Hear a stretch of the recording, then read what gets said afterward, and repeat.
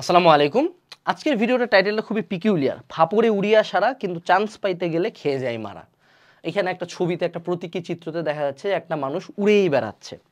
এটা হলো এই স্টুডেন্টটা বা এই মানুষটা বাংলাদেশের আপামর এইচএসসি লেভেলের স্টুডেন্টদেরকে রিপ্রেজেন্ট করে।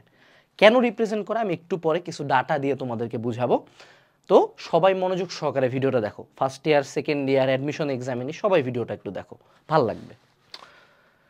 তো এখানে আমি যখন আমাদের বাংলাদেশে এইচএসসি লাইফে যখন তুমি অ্যাডমিশন ওয়ার্ডটা উচ্চারণ করবা তখন বাংলাদেশের মানুষজন বাই ডিফল্ট এই তিনটার বাইরে চিন্তাও করে না যে না বুয়েট, তারপরে হলো ডিএমসি বা মেডিকেলটা একটু ছাড় দেয় আর কি, আর ডিইউ, মানে এই তিনটার বাইরে কোনো একটা স্টুডেন্ট কিন্তু চতুর্থ কোনো ভার্সিটির নাম কোনোদিন উচ্চারণও করে না। ইভেন যেই স্টুডেন্টটা ফেলুয়া মানে 4 সাবজেক্টে ফেল কলেজের প্রথম পরীক্ষাটাতে, একদিন 1 সেকেন্ডের জন্য বই হয়তো বা পড়ে নাই, পরীক্ষার আগে আগে পড়ে জাস্ট পাস মার্কটা তুলে, সেই স্টুডেন্টটাও এই তিনটার বাইরে কোনো অপশন তার মুখেও উচ্চারণও করে না, মানে মনে হচ্ছে উচ্চারণ করা পাপ। ইভেন অনেকের ক্ষেত্রে শুরুর দিক থেকে তুমি দেখবা ঢাবিকে অনেকে উচ্চারণও করতে চায় না যে আরে কিসের ঢাবি, আমি শুধু বুয়েট বা মেডিকেল। ফার্স্ট ইয়ারের বা সেকেন্ড ইয়ারের কোনো স্টুডেন্টকে যদি রাস্তায় জিজ্ঞেস করা হয় যে বাবা তুমি কি ঢাবিতে পড়তে চাও, না ভাইয়া আমি তো মেডিকেল প্রিপারেশন নিচ্ছি, আমি তো বুয়েট প্রিপারেশন নিচ্ছি। কিন্তু সবচেয়ে অ্যালার্মিং এবং আইরনিক্যাল তথ্য হইল বুয়েটের সিট হলো 1000, মেডিকেলের সিট হলো 4000, তাহলে টোটালের সিট হলো 5000। বাংলাদেশে শুধু সায়েন্সে এইচএসসি পরীক্ষা দেয় 2.5 লাখ, জিপিএ 5 পায় 1,20,000। তার মানে জিপিএ 5 পাওয়া সব পাবলিকও এই দুটাতে চান্স পাবে না। 2.5 লাখের কথা তো বাদই দিলাম। তো এই যে বাঙালির যে স্পেকট্রামটা এখানে আমি সুন্দর মতো একটা পাই চার্ট দিয়ে দেখাচ্ছি।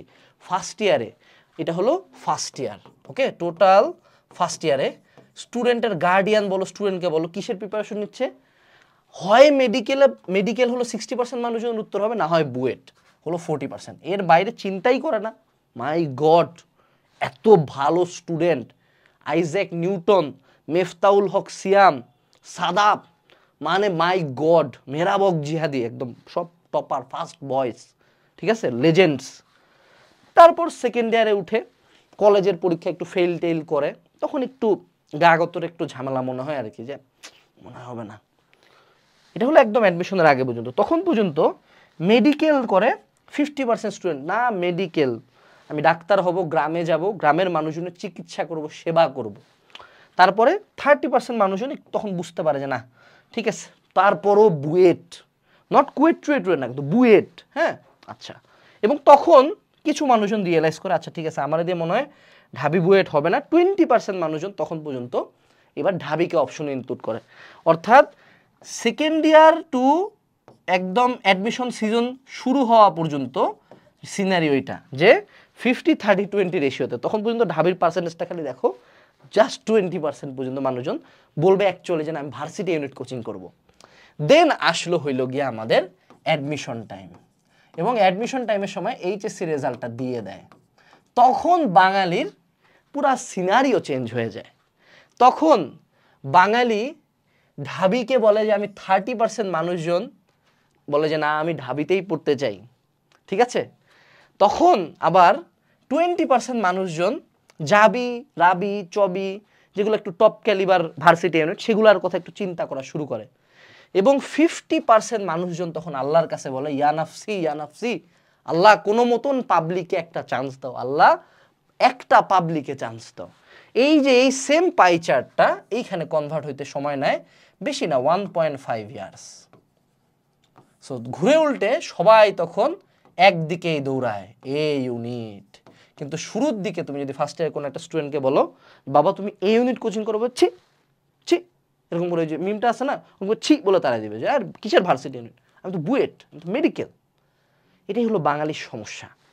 বাঙালি শুরুর দিক থেকে এমনই উড়াটা উড়বে, উড়তে গেলে যে ওর পাখা নাই, ও যে ওই পরিমাণে পড়াশোনাও করে না, ও ওই পরিমাণে পড়াশোনা করবে না, এফোর্টও দিবে না, ব্রেনও ওর ওরকম নাই, কিন্তু ও উড়বে। ওর বুয়েট এই 3টা লোগোর বাইরে কোনো লোগো চোখেও দেখবে না, কিন্তু সবশেষে আবার আল্লাহর কাছে ভিক্ষা চাবে যে কোনো মতন একটা পাবলিকের সিট। ফলশ্রুতি বাঙালির ভর্তি পরীক্ষায় পাশ করে 10%, এই 10% তো চান্স পায় নাই, পাস করছে এবং চান্স পায় 1%।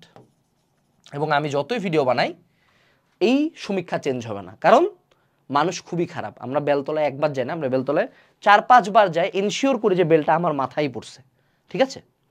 তো এই ভিডিওটা বানানোর উদ্দেশ্যটা কি, যাতে আমার এই অডিয়েন্স আজকের এই ভিডিওটাতে হয়তো 10,000 20,000 সামথিং কিছু একটা ভিউ হবে, তোমরা যাতে বেলতলায় যায় এনশিওর না করে যে বেল তোমার মাথায় পড়ছে। বেলতলায় যাওয়ারই দরকার নাই। আমি যদি জানি যে বেল পড়বে, আমি বেলতলায় যাব না। কথা হইলো, তোমরা যারা আমার এই ভিডিওটা দেখতেছো, তুমি যদি একদম কলেজের টপার না হও, আই রিপিট, কলেজের টপার অর্থাৎ কলেজে তোমার টপ 20 থেকে ধরে নিলাম যে টপ 50 স্টুডেন্টস, তুমি যদি টপ 50 স্টুডেন্টদের মধ্যে একজন না হও, তোমার পজিশন যদি তোমার এলাকা তোমার কলেজের প্রথম 50 জন স্টুডেন্টের মধ্যে না হয়, তাইলে there is a huge chance যে তোমার বুয়েট মেডিকেল হবে না। হইতে পারে, আল্লাহ চাইলে আল্লাহ সবাই যে কোনো কিছু দিতে পারে, কিন্তু তোমার না হওয়ার চান্সেস 90%-এর বেশি। সেক্ষেত্রে আমার পার্সোনাল সাজেশন, অলওয়েজ প্রত্যেকটা স্টুডেন্টের প্ল্যান বি থাকা উচিত ভার্সিটি ইউনিট। ঘুরে উল্টে তুমি এই পাই চার্টের এই ঘরটাতেই তুমি যাবা, এটাতেই তোমাকে যাইতে হবে, এটাই আলটিমেট গোল সবার, এটাই আলটিমেট রেজাল্ট হবে এটা। সো কেন আমি ভার্সিটি ইউনিটের প্রিপারেশনটা একটু আগে থেকে নিচ্ছি না? আমি অ্যাডমিশন টাইমে বুয়েট কোচিং করব, মেডিকেল কোচিং করব। হাউ অ্যাবাউট আমি আমার পুরা এইচএসসি লাইফ জুড়ে একটু একটু করে ভার্সিটি ইউনিটের জন্য পড়ি, তাহলে যাতে যদি কোনোদিন বুয়েট মেডিকেল মিস যায়, তখন আমাকে 1 মাসের মধ্যে ভার্সিটি ইউনিট প্রিপারেশন নিতে হয়। ওই 1 মাসের জায়গায় আমি যদি 2 বছর ধরে আমি জ্ঞান অর্জন করছি, তখন এই 1 মাসের প্রিপারেশনটা পানির মতো হয়ে যাবে। সো তোমরা যারা স্টুডেন্টরা আসো, তোমাদেরকে একটা সিম্পল প্রোটোকল বলি কিভাবে তুমি শুরু থেকে ভার্সিটি ইউনিটের জন্য মাথাটা রাখবা। প্রথমত, যদি অনেকে পারো বুয়েট মেডিকেলের লক্ষ্যটা বাদ দাও, তুমি ভার্সিটি ইউনিট শুরু থেকেই থাকো, তাহলে যেটা লাভ হবে একটা জিনিস চিন্তা করো। দেখো, যদি ঢাবিতে পড়ি, হাউ অ্যাবাউট আমি টার্গেট করি ঢাবির জেনেটিক ইঞ্জিনিয়ারিং পড়বো, হাউ অ্যাবাউট আমি ঢাবির ফার্মেসি টার্গেট করি, হাউ অ্যাবাউট আমি ঢাবির ল টার্গেট করি, হাউ অ্যাবাউট আমি সাস্টে সিএসসি টার্গেট করি, হাউ অ্যাবাউট আমি রুয়েটে ট্রিপলি টার্গেট করি। Top calibre varsity top notch সাবজেক্টগুলো পাইতে গেলে পজিশন আগে রাখতে হয়।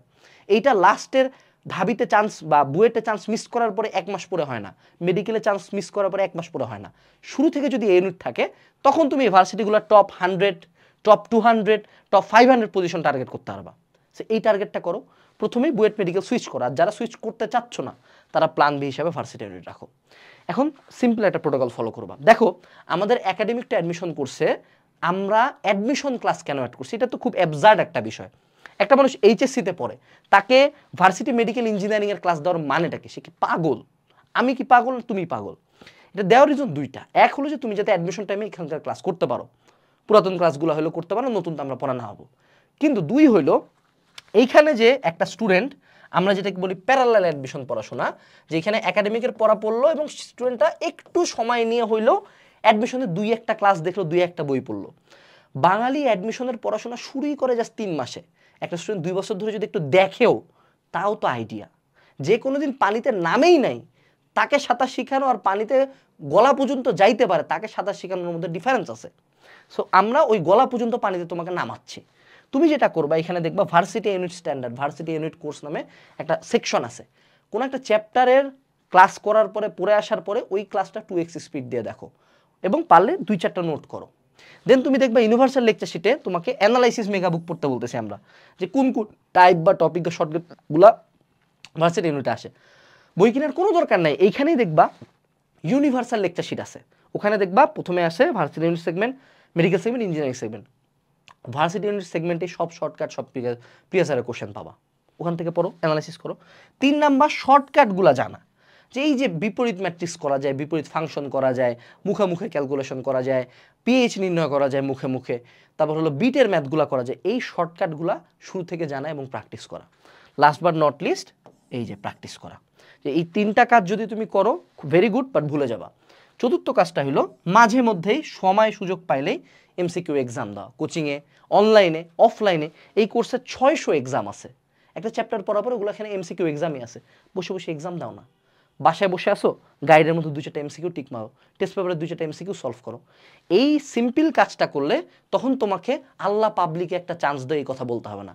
বলতে হবে, আল্লাহ আমি আমার সর্বোচ্চটা দিচ্ছি, যদি আমার ভাগ্যে থাকে তুমি আমাকে পাবলিকে একটা সিট দিবা ইনশাআল্লাহ। তখন তোমার কনফিডেন্সের সাথে আল্লাহর কাছে চাবা, তখন ভিক্ষা চাইতে লাগবে না, তখন তোমার একটা কনফিডেন্স থাকবে, যেন ইনশাআল্লাহ আল্লাহ যদি চায় আমার যদি ভাগ্য এখানে থাকে আমি চান্সটা পাবো। সো আমি আশা করি এই ভিডিওটার মেসেজটা ক্লিয়ারলি বুঝাইতে পারছি। আমি তোমাদেরকে ডিমোটিভেট করি না, কিন্তু আমরা এই সেক্টরে 6 বছর আছি এবং আগামীতেও আমাকে এই সেক্টরেই থাকতে হবে। সো আমি অনেক মানুষকে দেখছি, এখানে অভিজ্ঞতা থেকে বলা। এবং যারা একাডেমিকটা অ্যাডমিশন কোর্স এখনও পারচেস করো নাই, এই ভিডিওটা দেখতেছো, ভিডিও ডেসক্রিপশন বক্সে একাডেমিকটা অ্যাডমিশন কোর্স পারচেসের লিঙ্কটা দেওয়া আছে। আসসালামু আলাইকুম, টাটা।